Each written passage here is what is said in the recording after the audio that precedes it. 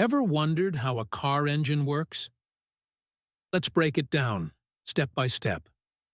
First, the intake valve opens, allowing air and fuel to enter the cylinder. This step is called the intake.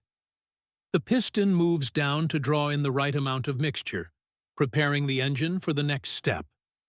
Next, the piston moves upward, compressing the mixture tightly.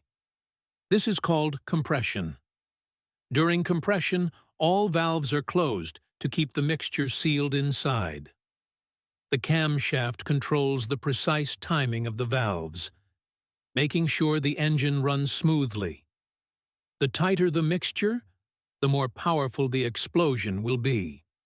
Then, the spark plug creates a spark, igniting the compressed mixture. A tiny explosion occurs, forcing the piston downward. This is the power stroke, and it's the force that actually moves your car. The energy from this movement is transferred to the crankshaft, which eventually turns the wheels. After that, the exhaust valve opens, and the piston moves back up, pushing out the burned gases. This is called exhaust, clearing the cylinder for the next intake.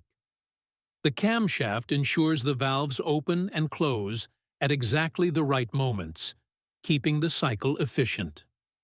These steps repeat hundreds of times every second, with pistons moving up and down, valves opening and closing, and spark plugs firing in perfect timing.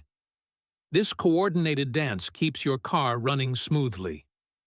And this complete process is called the four-stroke cycle: intake, compression, power, and exhaust. Thanks to this cycle, your car moves, taking you to your desired destination.